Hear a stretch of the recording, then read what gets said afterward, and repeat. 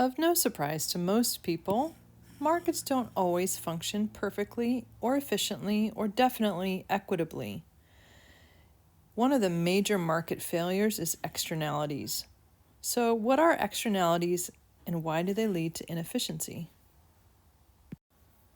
In a nutshell, externalities or spillovers refer to any time you have the production or consumption of a good that impacts third parties or innocent bystanders or people external to the transaction. So you can have positive and negative externalities. The purpose of this video is to look at pollution and understand the basics of negative externalities. So if fracking pollutes drinking water sources, we would consider that a good example of a negative externality or spillover or external cost. So let's make sure we have it. Please answer this question. The extra safety your neighbor might have because everyone else in the area has purchased burglar alarms is A, private cost, B, external cost, C, private benefit, or D, external benefit? Well, we know it's external because this neighbor didn't do anything but is getting some extra safety. So they weren't involved in buying or selling burglar alarms, but they got some benefit. So it's an external benefit or an external cost. In this case, it's an external benefit. They accrue a benefit, they receive a benefit despite not having done anything on their own. So back to our topic, external costs, specifically pollution. So other examples of spillover costs or external cost, air and water pollution, texting while driving, the chemical runoff that affects fish stocks, and on and on. Some of today's biggest problems are exactly problems of negative externalities.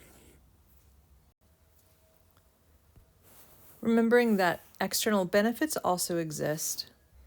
Beehives next to almond orchards provides benefit, not just to the almonds.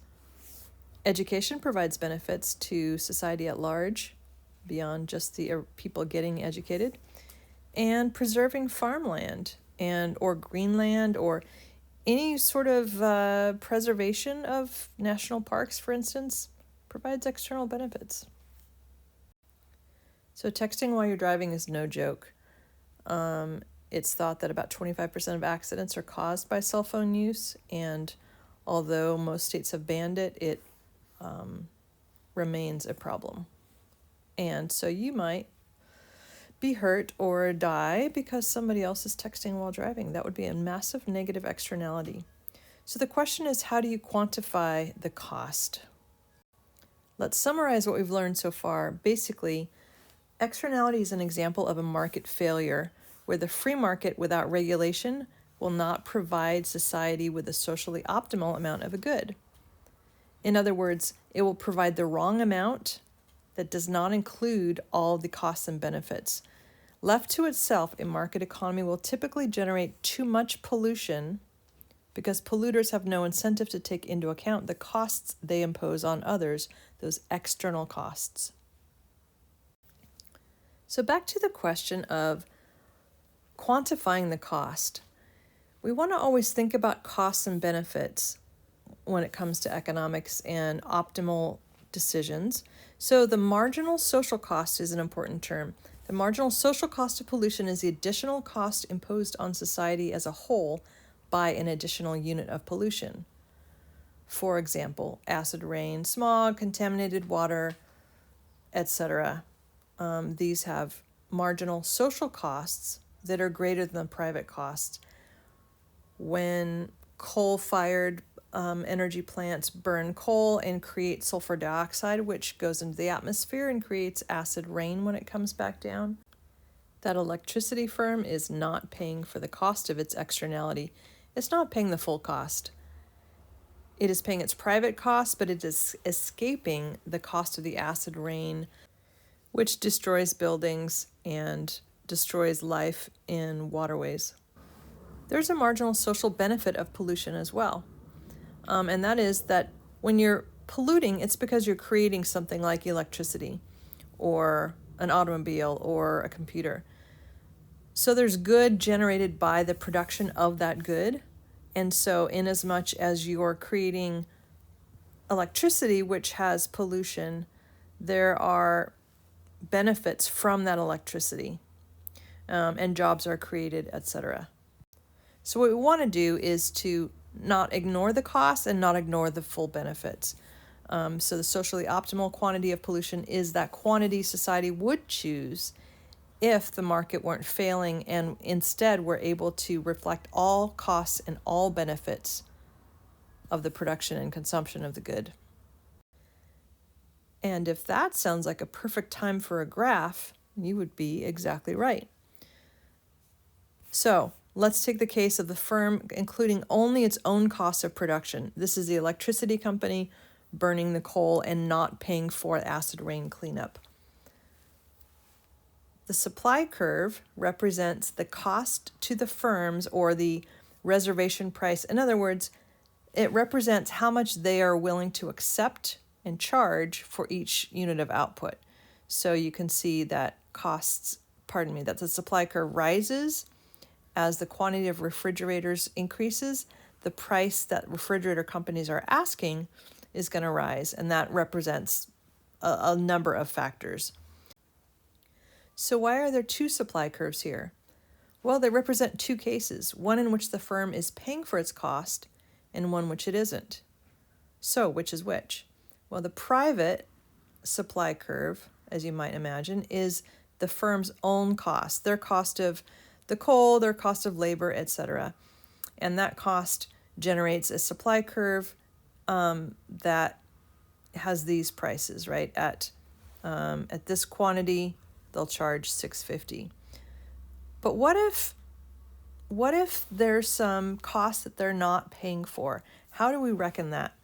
So let's go to this point here. You've got a price that they're willing to accept, which looks to be around 600, right? But if we agree that they are maybe generating 100 extra dollars of costs onto society, then when we ask the true cost of production, we would say, well, it's 600, their private cost, plus an extra 100. So it would go up. The supply curve that includes that adds on the external cost, is now shifted up vertically by $100, right? Because on the vertical axis is dollars. So $100, and that's how you draw your supply curve with your adding up your marginal private cost and your marginal external cost, the cost to make one more, add the private cost plus the external cost, and now you get this new supply curve that is, in this case, $100 above the old supply curve, representing that increased cost. So if you were now to take the true cost, that higher supply curve, and see where it intersects the demand curve, you have this outcome at an equilibrium of around $700 and 40,000 units. That's a socially optimal outcome because it's where the true costs or social costs and demand curve intersect. So if there was no regulation and if firms were allowed to pollute, we would have this supply curve and this demand curve. The demand curve doesn't change, but that other artificially cheap supply curve, which would result in a lower price, $650, and more being produced. But before you think that's a good thing, remember that lots of costs are being generated to innocent bystanders. So this is too much. It's artificially cheap and too much is being provided. The market has overproduced more than society wants of this particular good. And to back it up just a little bit, the basic idea or cause of this is that if there's a market economy without regulation, without government intervention, the people who benefit from pollution and who make more profit from polluting more get to decide how much occurs. So that's why it's incumbent on policymakers and governments to identify and fix market failures